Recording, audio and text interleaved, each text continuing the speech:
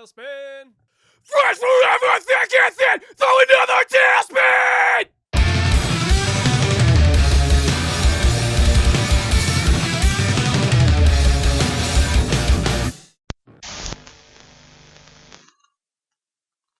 So what does Ryan Gosling, Nev Campbell, Jewel Staite, Bobcat Goldthwait, Charles S. Dutton, Tatiana Ali, Eddie K. Thomas, Tia and Tamara Mallory, Gilbert Gottfried, John Dunhill, Melissa Joan Hart, and Hayden Christensen all have in common? Yes, they were all in Are You Afraid of the Dark episodes.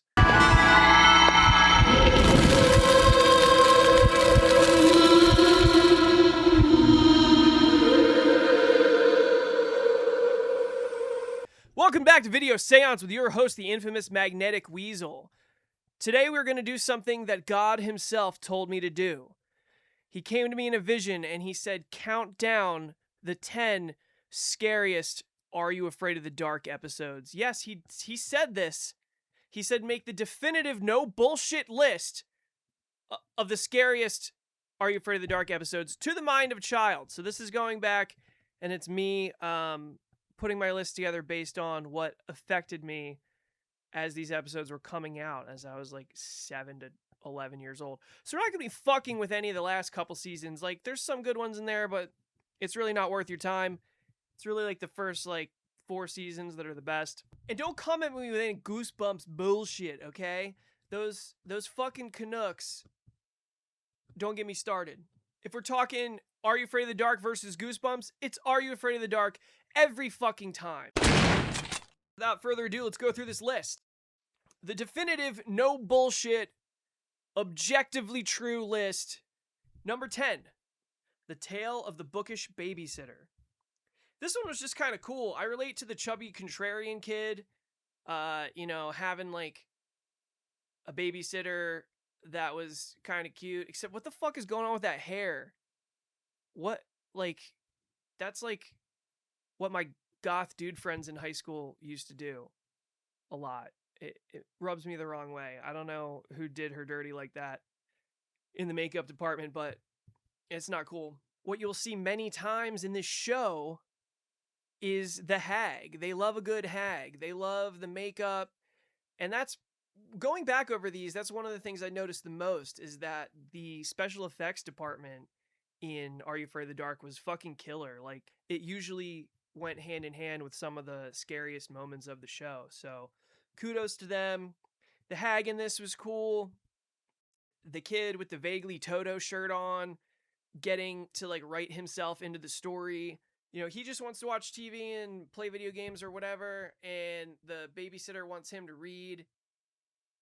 She promises that if he's not hooked, he can give up. And what ends up happening is he unleashes a world of terror from some of these books, some of these taboo books. So this one was just cool in concept. It rounds out the list of number 10. Number 9, The Tale of Dark Music. We have a thing in the basement. That trope is going on. There's the bullied kid who gets bullied by this metalhead douche who throws his fucking bike into the street and a street cleaner runs it over. Garbage truck, whatever. But this one, this cracks the list because the kid feeds the bully to his thing in the basement, and the thing in the basement is like, yo, don't worry, like, I'm not gonna hurt you, I just need you to like keep feeding me. And then the look he gives when he hears his sister come home, and you know that he's gonna feed the thing his sister, that was an ending that stuck with you, especially as like a 7 or 8 year old kid. That was pretty scary. Number 8, The Tale of the Shiny Red Bicycle. We have a lot going on here. We've got like this kid showing up in dreams. There's like trauma being unpacked. The red bicycle thing pulls on a lot of emotional heartstrings. You know, you see that red bicycle in a lot of old advertisements, a lot of Christmas related. There's stuff going on in the subconscious there. This one wasn't particularly scary, but it hit on a lot of these real concepts that, you know, dead kids are fucking sad, right? This kid falls off a bridge and dies, and his friend witnesses it and has to get, you know, well, you probably should be in therapy, but He is not, and he gets spoken to him in his dreams by the dead kid, and it's a happy ending because he's trying to save his little brother from meeting a similar fate. So if this one didn't have a happy ending, it would have been probably higher on the list, but because it hits on all these very real, very relatable, sad elements, I think that one deserves a spot in the list for that reason. Number 7, The Tale of the Phone Police.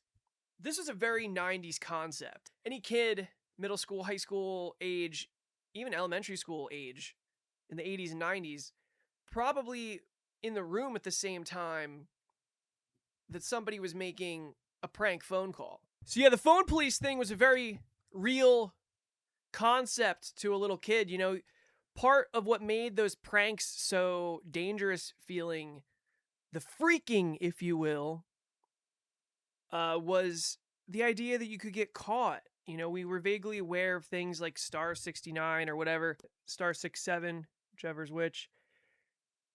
It's been a while. It's been a while. Getting caught with that kind of stuff was pretty real to us. And even as far as when I got into high school, I know friends of mine got in trouble for terroristic threats because they were using the school payphones to fuck with the, I think it was like AOL people. I don't know, people had all sorts of weird little scams from the Anarchist Cookbook, no doubt, or something related. You know, I think there was a phone section there. This one makes the list because of the relatability for a kid at that time, which I have to imagine is probably lost on children now. Number 6, The Tale of the Phantom Cab. This was the first ever opening episode of Are You Afraid of the Dark, Season 1, Episode 1. It was a classic. We got warring brothers, we got a nerd and a jock, essentially. They can't figure out how to get through the woods. It's supposed to be up to the nerd, but he fails. But it's not his fault because the magnet is always pointing north on his compass because of his belt buckle. Not very smart. So these guys get lost in the woods, and then they meet this guy who definitely listens to ska. I mean, if you grew up in the 90s, you could just look at a person and basically be able to estimate how much Mighty Mighty Boss Stones they were ingesting. And with this guy, it's fucking off the charts. So they don't know it yet, but he died. Yeah, there's the scene where he flips his head around. What an opener. This was a great first showing. Plus, we're introduced the first appearance of Darth Dumbledore. This guy, such a good fucking character actor, particularly suited for a kid's show.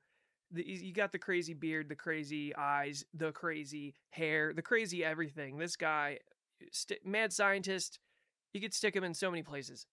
He's great. He makes these kids solve riddles.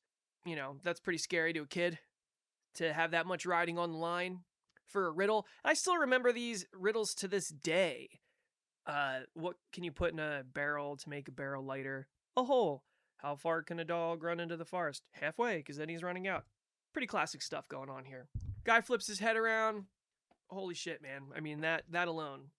So now we're to some pretty serious ones, and in my memory of this show was that the beginning seasons were better. And although there are definitely bangers, you know, we just had one at number 6, there was quite a lot in seasons 3 and 4 that made this list. In fact, I think all the rest of them are. So let's get into it. Number 5, The Tale of Laughing in the Dark. Here come the clowns, okay? If you weren't already scared of clowns, if this wasn't a thing for you, this episode could have pushed you in that direction.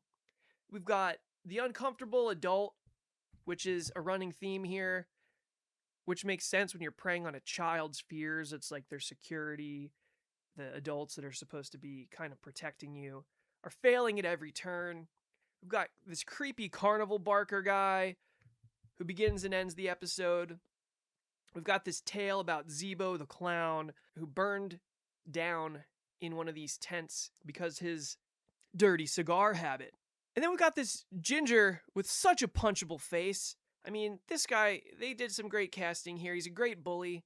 He's in multiple episodes of Are You Afraid of the Dark? I feel like he's probably been in other stuff too, but very punchable face. Kudos to him being a good jerk, a good guy you love to hate. He is dared by his much more reasonable, mellow friend that he can't go and steal Zebo's nose. So after accomplishing this task, we learn that he has his own fears. He is a little scared himself, but he, of course, pretends like he wasn't, and he makes his friend wear the clown nose to school. But this latchkey kid, and this is another area where we see a little expertise here, like that plays upon the fears a child might have, especially of this age. You get home, there's nobody there. You're supposed to cook your own dinner. It's a little sad, but regular reality for a lot of us, relatable. The smell of cigars is what attracts him to the kitchen after he's microwaving his food, and then he drops the pudding.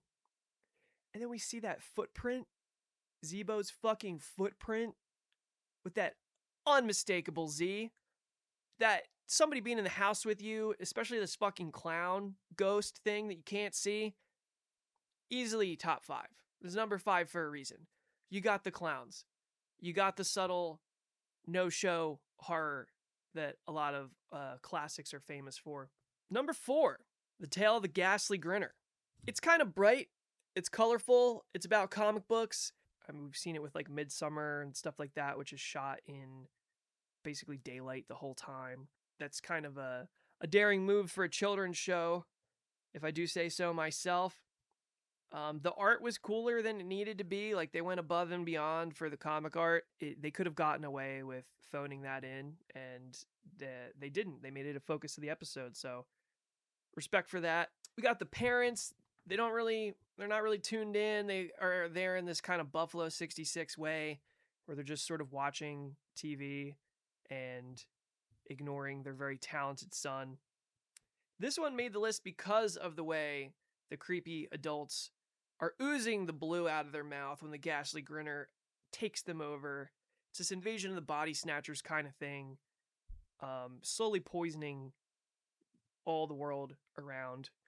Our star, who was also in Goosebumps, Amos Crowley. We'll forgive him for that. Crawley. I don't know. Here we got the ending with these two dorks looking like fucking Columbine up here, or the Matrix or some shit. Very hot topic. It's got a good villain. We've even got a shout out to another episode, the Crimson Clown. He appears here, and I think this show could have been beyond its time if it did more of that. If there was more callbacks and layering and self-referential stuff, it would have been, the children's horror Arrested Development, but we weren't quite there as a people. We weren't ready for it. Okay, number 3, Tale of the Renegade Virus. We got hackers, we got Lawnmower Man, and then we got this episode of Are You Afraid of the Dark, featuring maybe the scariest midget in cinema. I mean, probably more so than Leprechaun, right? I mean, it's close, because again, the makeup department knocks it out of the fucking park. It's someone with the teeth. They always have the fucking teeth that's fucked up, and there's that scene where his like head is like pulsating, it's exploding. It's fucked up. It's haunting, really. The fusing of man and machine. This computer virus is trying to connect to the kid. Holy shit, man. That fucking cord, that printer cable that they used, that is kind of funny, if we're being perfectly honest, but the port in his hand, body horror, come on. You got body horror for children. This is fucking great. This deserves its spot at number 3, I think. And peep this Deus Ex Machina denouement. Wow. Number 2, The Tale of the Dangerous Soup. Here we have an early pre-Scream Queen, Neve Campbell. And I do mean that literally, because obviously she was in Scream. It knows what scares you. We got the return of Darth Dumbledore. We've got a guy who's scared of his dead father. This is like another episode that gets like pretty fucking real And it may seem goofy now, that fucking gargoyle flying out of that room and shit like that, but that was kind of spooky as a kid. Just how jarring it was. And I think the coffin scene in particular definitely hit home for me a little bit. It felt very real. Good job on this episode. And of course, we've got, the Darth Dumbledore as an egomaniac chef who puts fear in his fucking food. So clearly this is not based on anything factual or anybody's real experiences working in a kitchen. Clearly. And number 1, rounding out the top 10 definitive no bullshit list of the scariest Are You Afraid of the Dark episodes of all time. The Tale of the Curious Camera, a subtle episode in a lot of ways. We've got the dude from American Pie, the ginger with the punchable face. We've got it all. We have the creepy adult in the form of the school photographer, probably, typical BlackRock employee. That guy, I don't know, that guy probably shouldn't be around kids, but here he is, giving them a camera. This fucking camera, every time it takes a picture of something, that thing gets destroyed. But when they find out why, this is the moment that really struck me as a child. This one fucked me up. When they look closely at the photo of the destroyed object and they see this little gremlin, this little watermark, like he's in the camera, wreaking havoc, causing destruction. I don't know if I'm going to do that justice. I don't know if people are going to agree with me, and that's too bad because this is an objective, no bullshit list. It's final.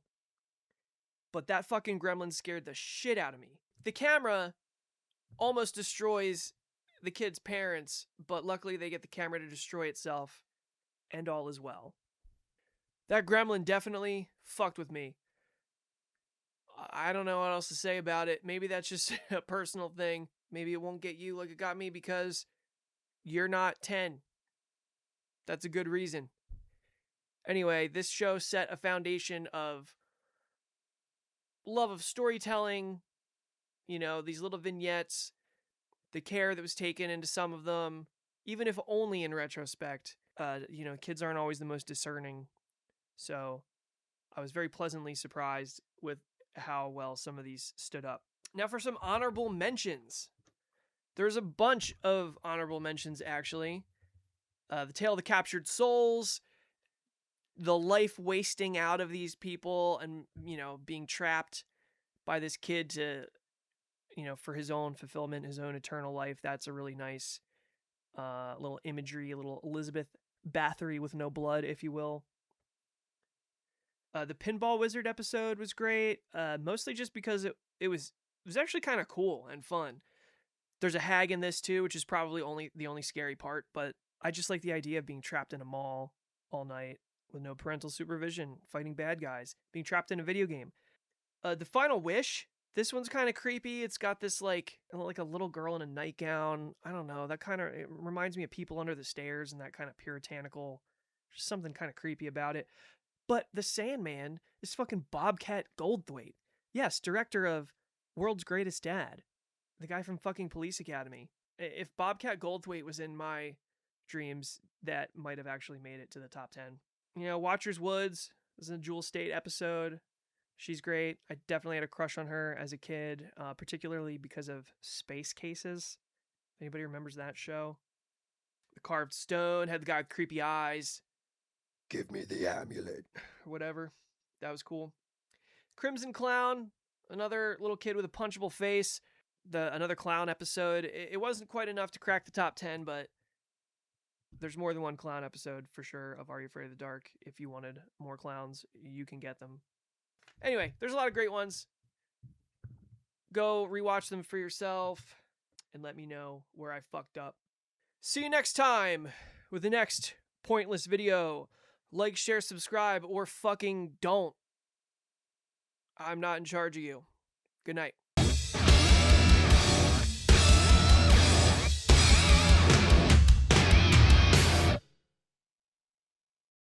I used to have a Max Pages and or GeoCities site that was like /fuck R.L. Stine. Yeah, some of the books were good. I liked the number 16, the amusement park one. That was great. I think at that age, I really rejected things that I thought were specifically for kids. They had that energy of like, everything was always going to be okay. It didn't feel realistic to me. And not that, Are You Afraid of the Dark had like blood and guts or anything like that. But they were not too afraid of the bad ending.